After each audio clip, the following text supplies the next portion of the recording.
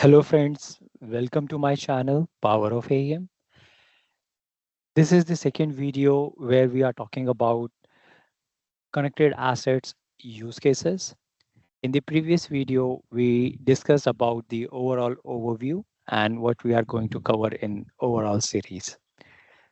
Let's move on the next. I also noticed that around 88% watchers are still not subscribed my channel. So I would like to request them, please do subscribe so you will get all the notifications and all the latest videos always. As I'm recording and preparing some good tutorial for you which are helping to enhance your AEM skills. These are not just basic AEM tutorial. So if you want to leverage the new features, want to understand how things are changing on AEM, do subscribe my channel. Also, your subscribing by my channel will always helping me to grow in future, also motivating me to record more videos on the latest topic. By that, let's move on the agenda where we are talking about the different use cases that will help you to understand where and why we need to use connected assets. Make sure whenever you are thinking for different use cases, try to ensure you are talking about AEM as a cloud service. So let's talk about where we need to use connected assets. So the very first use case where you are having a big organization and are having a requirement to manage all the assets at one place. So your different teams who are responsible to manage the assets might be they are uploading or doing some changes, your creative team, your content strategist team, and marketing team, whosoever is working on the assets, they can always access a single platform and they will not go here and there to get some more assets to pull out and to use it. So in that case, if you are having such scenarios, you are you are having a big organization separated in different geographies. In that case, you can think on to use the centralized asset and can leverage connected assets.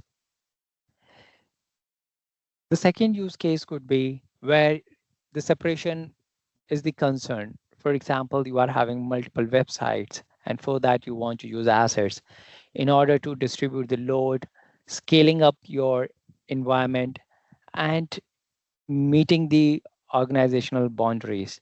In these such cases, you need to look at to leverage the connected assets as well as connected assets. When we are considering this is something which we are enabling on AEM as a cloud service. However, there could be some chances where your AEM site instances are available on AEM as a managed services, or you can say AMS.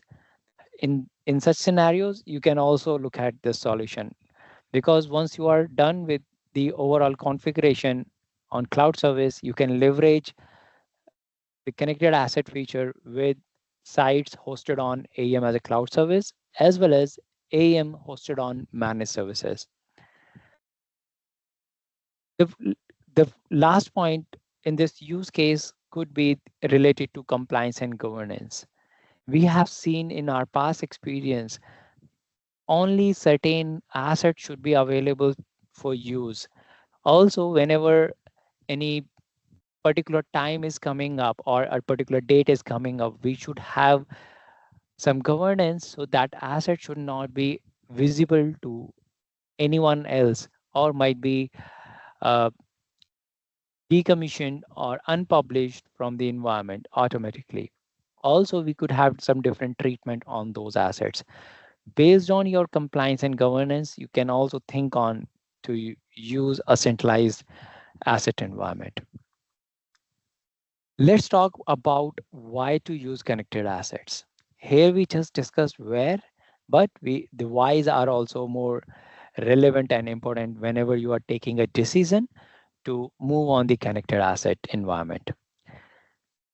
So why? Because connected asset is giving you a powerful centralized location to manage all the assets, even though you are having different geographies to manage your websites, or different marketing teams are sitting across the globe and you want to implement everything at one place.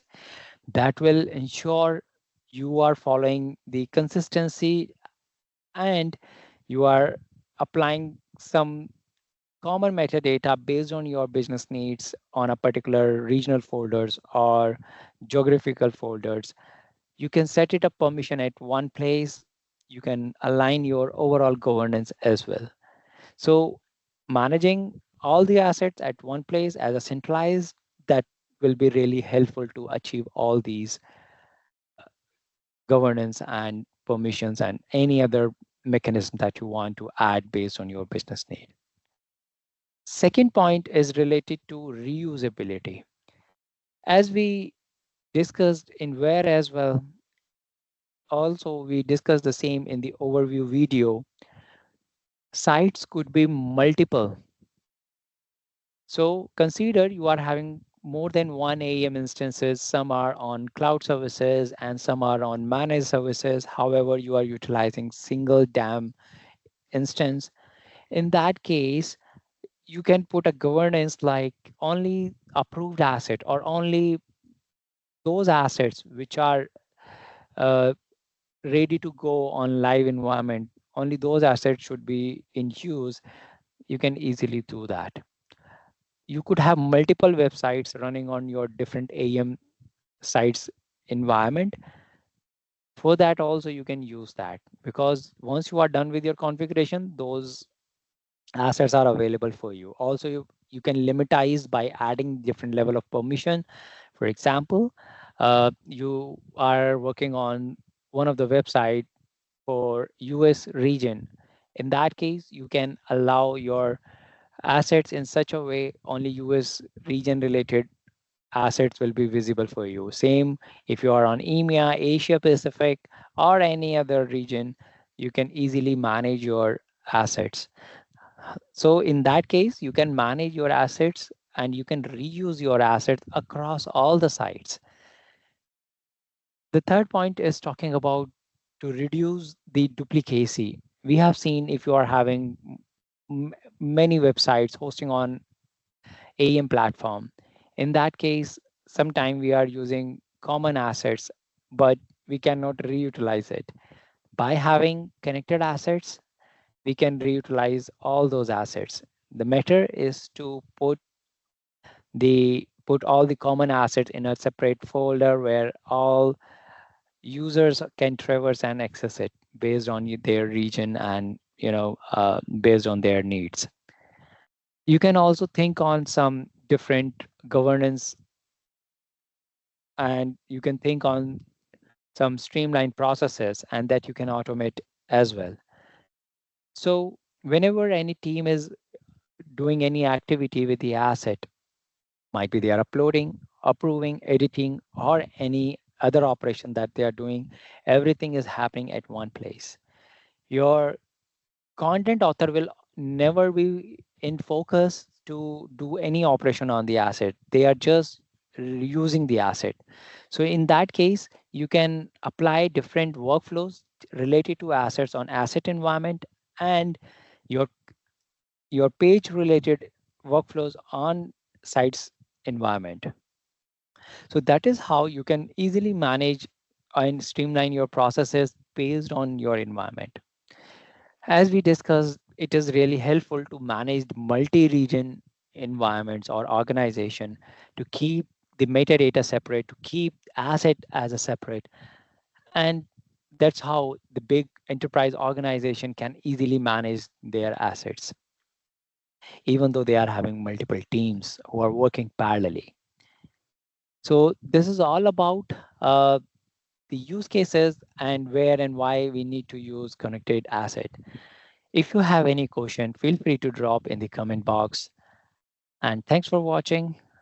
Please do subscribe and like my channel.